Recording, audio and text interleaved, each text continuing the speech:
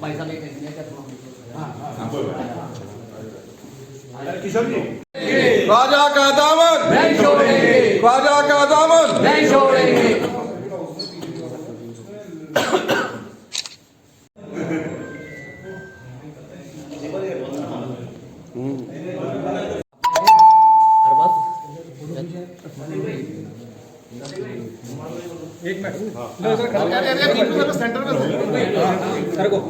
ख्वाजा गरीब नवाज की दर पर आए हैं, किस तरह की दुआएं और मनोकामनाएं? मेरी तो सबसे पहली दुआ यह है कि भारत में एकता हो, अखंडता हो, भारत के लोगों में आपस में भाईचारा हो। क्योंकि जिस प्रकार से लोग जहर घोलने का काम कर रहे हैं, लोग भारत की फ़िज़ा को ख़राब करने की जो नाकाम कोशिश कर रहे हैं, इसमें ख्वाजा साहब उनको नाकाम करें। माननीय प्रधानमंत्री श्री नरेंद्र मोदी जी ने जो भारत की उन्नति के लिए, तरक्की के लिए, भारत को विश्व गुरु बनाने का जो उन्होंने सपना देखा है, उसमें उनको कामयाबी मिले। जो हमारा भारत है वो विश्व गुरु बने और विश्व का नेतृत्व माननीय प्रधानमंत्री श्री नरेंद्र मोदी जी करें। ये मैं अर्जी लेकर ख्वाजा गरीब नवाज की दरगाह में आया हूँ। क्या लगता है जिस तरह का आप बता रहे हैं, जहर घोलने का प्रयास कर रहे हैं, कौन ये लोग हैं और भारतीय जनता पार्टी इसे लेकर खुलकर अपना बयान क्यों नहीं दे पा रही? जैसे आप तो अल्पसंख्यक मोर्चे से आते हैं, बता रहे हैं, इसके अलावा ऐसा कोई पदाधिकारी जिसने इसका विरोध ना किया हो? नहीं, मुझे इस बात का अफसोस है कि आप लोग मुझे पदाधिकारी मानते ही नहीं हैं, क्योंकि भारतीय जनता पार्टी एक पेड़ है और सारे मोर्चे उसकी टहनियाँ हैं और सारे पत्ते उसके कार्यकर्ता हैं। और भारतीय जनता पार्टी में एक सामान्य कार्यकर्ता भी उतना ही ताकत रखता है जितना एक बड़ा नेता। हमारे यहाँ कोई नेता होता नहीं, सभी कार्यकर्ता होते हैं। और भारतीय जनता पार्टी की स्टैंड साफ है। अगर किसी को दिखाई ना दे तो हम कैसे दिखाएंगे उसको?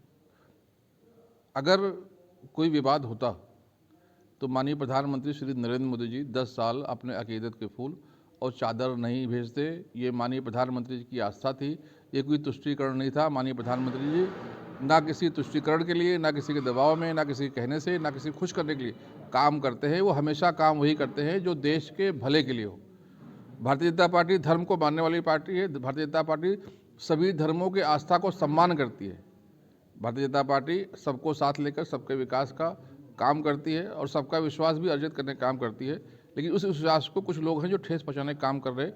वो वही लोग हैं जो बढ़ती हुई माननीय प्रधानमंत्री श्री नरेंद्र मोदी जी की लोकप्रियता को देखकर घबराए हुए हैं। आज देख रहे हैं कि जिस प्रकार से विश्व भर में माननीय प्रधानमंत्री जी का नेतृत्व ऊपर आ रहा है, सिर्फ भारत के लोग नहीं, पूरी दुनिया के लोग माननीय प्रधानमंत्री श्री नरेंद्र मोदी से उम्मीद रख रहे हैं कि ये विश्व में शांति पैदा करेंगे। तो जो बाहर की ताकतें हैं उनसे मिलकर कुछ लोग यहाँ पर अशांति फैलाने का काम कर रहे हैं। और कुछ वो लोग भी हैं जो मुसलमानों को वोट बैंक समझते थे। वोट बैंक समझकर पंचायत से लेकर पार्लियामेंट तक जीत कर जाते थे और सत्ता की मलाई खाते थे। अब उनको भी सत्ता दूर जाते हुए दिख रही है और वो देख रहे हैं कि अब मुसलमान जिस प्रकार से माननीय प्रधानमंत्री जी के नेतृत्व में विकसित हुआ है, इसका विकास हुआ है शिक्षा, रोजगार, स्वास्थ्य की योजनाओं में, और ख़ासतौर से राजनीति में भी जिस प्रकार से जागरूकता आई है। अब चाहे वो उत्तर प्रदेश का नतीजा हो, चाहे मुरादाबाद के कुदरती का विधानसभा हो जहाँ 90% मुसलमान रहते हैं, लेकिन वहाँ भारतीय जनता पार्टी की उम्मीदवार रामवीर सिंह जी लाख वोटों से ज़्यादा जीत कर आए। चाहे महाराष्ट्र में एक तरफा जीत हो, सुनामी आई जो वहाँ पर, अब लोग हताश हैं। ये हताश लोग सिर्फ दंगे की राजनीति समझते हैं और इन्होंने शुरू से ले ही मुसलमानों को दंगा करवाकर, डराकर उनको वोट बैंक के रूप में इस्तेमाल करने की कोशिश किया है। मैं आपके माध्यम से उनको संदेश देना चाहता हूँ कि अब वो दंगा कराने में कामयाब नहीं होंगे। भारत के लोग, हिंदू, मुस्लिम, सिख, ईसाई, सारे 140 करोड़ भारतीयों ने ये ठान लिया है कि अब भारत को विकसित भारत बनाएंगे। माननीय प्रधानमंत्री श्री नरेंद्र मोदी के नेतृत्व में हम भारत की उन्नति, तरक्की के लिए उनका सहयोग करेंगे और ये काम शुरू हो गया है। कहूँगा कि हमें विचलित होने की आवश्यकता नहीं है। हमारे पास नेता है, हमारे पास नीति है और माननीय प्रधानमंत्री श्री नरेंद्र मोदी जी ने सबके साथ न्याय किया है, तो हमारे साथ अन्याय नहीं होगा। रहा बात कोर्ट के सवाल का कि कोर्ट ने सुनवाई क्यों नहीं किया, सुनवाई क्यों किया? ये भारत की खूबसूरती है। यहाँ तो कोर्ट ने आतंकवादी को भी सुना है जिसको फांसी की सज़ा थी। आप हमको याद होगा कि याकूब मेमन को जो फांसी की सज़ा सुनाई गई थी, दूसरे दिन उसको फांसी होने वाली थी, रात को 3 बजे कोर्ट ने सुनवाई किया और उस आतंकवादी को फांसी की सज़ा हुई। तो सुनवाई का मतलब उसको राहत नहीं होता है। ये हमारे यहाँ की परंपरा है, ये हमारी खूबसूरती है, ये हमारा कहाँ लोकतंत्र है जहाँ पर सबकी सुनवाई होती है।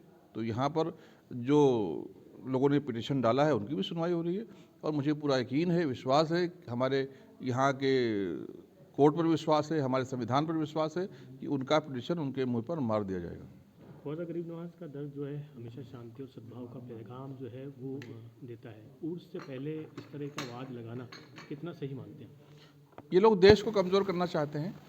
ये देश विरोधी ताकतें हैं। ये प्रधानमंत्री श्री नरेंद्र मोदी जी के विरोधक हैं। ये भारत की एकता अखंडता को देखना नहीं चाहते हैं और सूफ़ी साहब ने तो एकता का संदेश दिया है। जो सूफ़ी साहब का दर है वो सबके लिए खुला हुआ है, सबको वहाँ आशीर्वाद मिलता है। यहाँ जो ख्वाजा अजमेर शरीफ का लंगर है, हम सभी जानते हैं कि वहाँ हमारे जो हिंदू भाई हैं उनका इतना सम्मान होता है कि उनके लंगर में कभी नॉनवेज नहीं बनता है। जो हिंदुत्व का रंग है भगवा, उसको ख्वाजा साहब ने अपनाया है, उनका झंडा भगवा है। तो जिस प्रकार से ख्वाजा साहब ने भारत में आकर यहाँ के अमन, शांति, चैन और भाईचारे के लिए काम किया, उसका यही नतीजा है कि वहाँ वो धर्म से ऊपर हैं। सब लोग वहाँ जाकर माथा टेकते हैं और सबको वहाँ से आशीर्वाद मिलता है। तो शैतान कुछ हैं जिनको ना खुदा में यकीन है, ना सूफी संतों में यकीन है, वो शैतान कुछ भी कर सकते हैं। तो वो प्रयास कर रहे हैं, लेकिन शैतान प्रयास तो कर सकता है लेकिन कामयाब नहीं हो सकता। हमेशा सत्य में वो जयते ही रहा है और सत्य में जयते होगा। मतलब आपने कहा मतलब है विष्णु गुप्ता ने जो पिटीशन दायर करी है वह गलत है? क्या विष्णु गुप्ता 800 साल के बाद पहला ऐसा विद्वान भारत में पैदा हुआ है जिसको इतना ज्ञान आ गया है कि वहाँ मंदिर था? माननीय प्रधानमंत्री श्री नरेंद्र मोदी जी की जो LIB है, जो वहाँ की उनकी इंटेलिजेंस वो फेल है, जो अभी तक पता नहीं कर पाई। इसके पहले भी बहुत सारे हमारे हिंदू भाई शासक रहे, क्या वो समझ नहीं पाए? तो ये जो इस प्रकार से देश को तोड़ने की साजिश कर रहा है, ये दिख रहा है कि किसी के हाथों में खेल रहा है, वो हमें कमज़ोर कर रहा है। वो माननीय प्रधानमंत्री श्री नरेंद्र मोदी जी की योजनाओं को फेल करने के लिए, उनकी बढ़ती हुई लोकप्रियता को रोकने के लिए विदेशी ताकतों से मिलकर, यहाँ के जो विपक्ष है उनसे मिलकर उनको देश को कमज़ोर करने की साजिश कर रहा है और इसका कहीं ना कहीं उसको नुकसान होगा। यानी इसके पीछे कांग्रेस साथ है? 100% जो लोग ये अभी तक मुसलमानों को वोट बैंक के रूप में इस्तेमाल कर रहे थे और दंगा करवा कर उनको डरा कर उनको हमेशा अपने पीछे रखते थे, भारतीय जनता पार्टी से डर दिखाकर, भारतीय जनता पार्टी ने 10 सालों में उनके विचारों को बदल दिया। आप देखें, महाराष्ट्र में चुनाव हुआ है, 38 सीटें ऐसी हैं जहां पर मुसलमान रहता है, बहुसंख्या में रहता है, वहां भारतीय जनता पार्टी जीती है। आप उत्तर प्रदेश के उपचुनाव में देखें, भारतीय जनता पार्टी जीती है। और ख़ास तौर से जो मुरादाबाद का कुंदरगी सीट है, वहाँ 90% मुसलमान रहते हैं और भारतीय जनता पार्टी के कार्यकर्ता रामवीर सिंह वहाँ पर 1 लाख से ज़्यादा वोटों जीते, सब मुसलमानों ने वोट दिया उनको। तो ये जो हिंदू मुस्लिम की एकता हो रही है, जो सब लोग मिलकर भारत को विकसित भारत बनाने की कोशिश कर रहे हैं और जिस प्रकार से विश्व में माननीय प्रधानमंत्री जी की एक्सेप्टेंस बढ़ रही है, लोग उनसे उम्मीद कर रहे हैं और सबको ये पता है कि विश्व जिस प्रकार से जल रहा है, जलने के कगार पर खड़ा हुआ है, हर जगह वार शुरू है, लड़ाई शुरू है, वहाँ पर अमन शांति अगर कोई कायम कर सकता है तो भारत का लाडला बेटा नरेंद्र मोदी कर सकता है। तो नरेंद्र मोदी जी को कमज़ोर करने की जो कोशिश कर रहे हैं वो मुँह की खाएंगे। भारत का 140 करोड़ भारतीय माननीय प्रधानमंत्री जी के साथ खड़ा है, उनके विकसित भारत अभियान में अपना सहयोग दे रहा है और हम सब लोग हिंदू मुस्लिम सिख ईसाई भाई मिलकर माननीय प्रधानमंत्री जी को विश्व नेता बनते हुए देखना चाहते हैं। अब उनको कोई रोक नहीं सकता है।